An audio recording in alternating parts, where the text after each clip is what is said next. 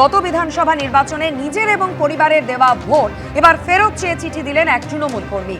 মমতা বন্দ্যোপাধ্যায়ের মুখ দেখে ভোট দিয়েছিলাম, বর্ধমান উত্তরের তৃণমূল বিধায়ক বেইমানি করে ঋতব্রত শিবিরে যোগ দিয়েছেন। এই অভিযোগ বর্ধমান উত্তর বিধানসভার ভোটার তথা তৃণমূল কর্মী সন্দীপ ভট্টাচার্য। ভোট ফেরত চেয়ে চিঠি পাঠানো হয়েছে জেলা শাসক, স্থানীয় বিধায়ক এবং মমতা বন্দ্যোপাধ্যায়ের কাছে।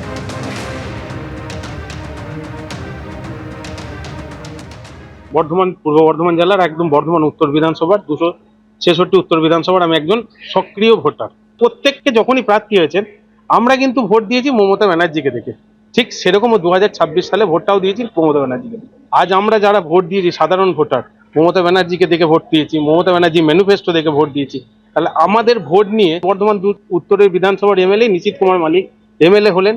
এমএলএ হয়ে তিনি তার পিঠ বাঁচাতে বা সম্পত্তি বাঁচাতে তিনি অন্য টিমে বা অন্য গোষ্ঠীতে চলে গেছে। হয় আমাদের ভোট ফেরত দিন, সেরকম কোনো আইন আনা হোক বিধানসভা থেকে হোক বা নির্বাচন কমিশন থেকে হোক, আমাদের ভোট ফেরতের আইন আনা হোক, বা উনি মানে পদত্যাগ করে নতুনভাবে উনি আমার এমএলএ হয়ে যেখানে খুশি যেতে পারে। বর্ধমান উত্তরে আমার যে বিধায়ক আছে নিশীথ কুমার মালি, ওনার কাছ থেকে আমি ভোট চেয়েছি, ফেরত চেয়েছি। কারণ তিনি তৃণমূল কংগ্রেসের সঙ্গে যে মাননীয় আমার প্রাক্তন মুখ্যমন্ত্রীর সঙ্গে গাদ্দারি করেছে, তো সেই জন্য আমরা ভোটটা ফেরত চেয়েছি। তার যদি সম্ভবত হয় আমার ভোটটা ফেরত দিয়ে তিনি যে বিরোধী দলে গেছেন যেতে পারে। উনি কোনো কর্মীদের পাশে থাকেননি, দেখছেন না মানুষ মারা যাচ্ছে, মানুষকে হেনস্থা, হুমকি, ঘর ছাড়া, তো বড় কারণ ওটা।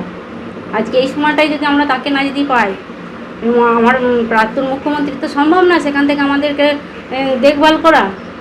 আজকে তার জন্যই তো আমার এলাকার বিধায়ককে দরকার, উনি বিধায়ক থেকেও আমাদের কাছে নেই। আর এই নিয়ে রাজ্যের মন্ত্রী দিলীপ ঘোষ কটাক্ষ করে বলছেন, গোটাটাই নাটক, ভুলে যাওয়াই ভালো। গ্যারান্টি আছে ওরা ওকেই ভোট দিয়েছে? আমি যদি বলি ওনারা বিজেপিকে ভোট দিয়েছেন, কোনো প্রমাণ আছে? এসব নাটক চলবে, এইসব নিয়ে মানুষ যেন বিভ্রান্ত না হয়। যারা একদিন ড্রামা করেছে, লুটপাট করেছে, তাদের কথা ভুলে যাওয়াই শ্রেয়, নাহলে শরীর স্বাস্থ্য খারাপ হবে ভেবেচিন্তে। এবার সুইমিং পুলেও আমরা ওড়ার অভিযোগ। বাবা সিপিএম সমর্থক হওয়ায় জাতীয় পুরস্কার প্রাপ্ত সাঁতারু সায়নী দাসকে পুরসভার সুইমিং পুলে অনুশীলন করতে দেননি কালনার তৎকালীন তৃণমূল বিধায়ক এবং পুরসভার চেয়ারম্যান দেবপ্রসাদ বাগ। ঘটনার কথা স্বীকার করে নিয়েছেন পুরসভার ভাইস চেয়ারম্যান। ক্ষমতায় এসে সুইমিং পুলের দরজা খুলে দিয়েছেন বিজেপি বিধায়ক। কথায় বলে জলের মতো মনকে মুক্ত করা প্রয়োজন, কিন্তু অভিযোগ তৎকালীন তৃণমূল বিধায়ক হেঁটেছিলেন স্রোতের বিপরীতে, করেছিলেন আমরা ওরা। পূর্ব বর্ধমানের কালনা শহরের বাসিন্দা সায়নী দাস বাংলা তথা ভারতের সাঁতারে অন্যতম এক নাম।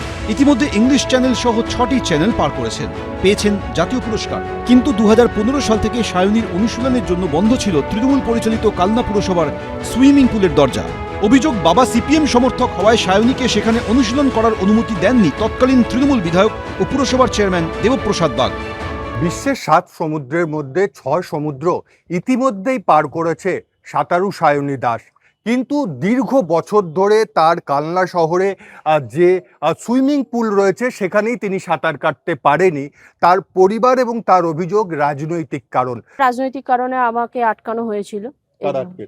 তখনকার গভর্নমেন্ট, মানে প্রিভিয়াস যে গভর্নমেন্ট ছিল, হ্যাঁ, তারা এখানে এমএলএ এবং পৌরসভা, এটা পৌরসভার আন্ডারে ছিল, এখনো মনে হয় আছে, আমি ঠিক জানি না।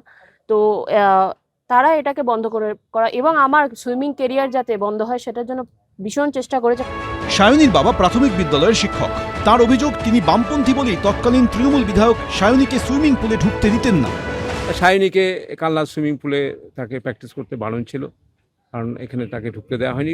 আমি তো আগেই বলেছি, শুধু আমি যেহেতু বাম ঘরানার লোক, এইটা হচ্ছে মূল কথা। তাদের তালে তাল দিয়ে আমি চলতে পারিনি। দেবপ্রসাদ বাগ মানে একদম অ্যাগ্রেসিভ এবং মানসিকতার, এবং হচ্ছে কি বলবো, মানে তার সঙ্গে কথা বলতেই আমাদের রুচিতে বাধ্য। রাজ্যে রাজনৈতিক পালাবদলের পর বদলেছে পরিস্থিতি। বৃহস্পতিবার সকালে বিজেপি বিধায়ক দেখা করেন সায়নীর পরিবারের সঙ্গে এবং খুলে দেন সুইমিং পুলের গেট। যে এই ধরনের কোনো একটা অ্যাক্টিভিটি আমাদের পার্টি বা আমাদের গভর্নমেন্ট করবে, এভরিবডি ইজ ওয়েলকাম।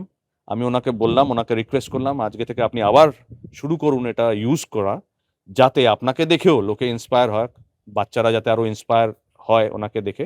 আর যাতে আমরা এখান থেকে ভালো ভালো ট্যালেন্ট আমরা ন্যাশনাল লেভেলে ইন্টারন্যাশনাল লেভেলে আরও নিয়ে যেতে পারি। এই ধরনের ডিস্টিংশন, এই ধরনের আনফর্চুনেট ইনসিডেন্ট অ্যাটলিস্ট আমাদের গভর্নমেন্টে হবে না। Everybody is welcome. ত্রাণ দুর্নীতির অভিযোগে বর্তমানে জেলবন্দি দেবপ্রসাদ বাগ ঘটনার কথা স্বীকার করে নিয়েছেন তৃণমূল পরিচালিত পুরসভার ভাইস চেয়ারম্যান। একটা রাজনৈতিক সমস্যা হয়েছিল। রাজনৈতিক সমস্যা বলতে সায়নীর বাবা, তখন তো সায়নী তো এই জায়গায় আসেনি, সেই সময় ও ইংলিশ চ্যানেলেও যায়নি, আর সায়নীর বাবা একটুখানি বাম মানসিকতা সম্পন্ন, সেই কারণেই ওই সায়নীকে অলিখিতভাবেই নিষেধ করে দিয়েছিল যে পৌরসভায় এই সুইমিংগুলো যাতে না আসে। সায়নী দাস জানিয়েছেন আর কয়েকদিন পরই এই সুইমিং পুলে অনুশীলন শুরু করবেন তিনি। রানা দাস, এবিপি আনন্দ, পূর্ব বর্ধমান। এবিপি আনন্দ, এগিয়ে থাকে, এগিয়ে রাখে।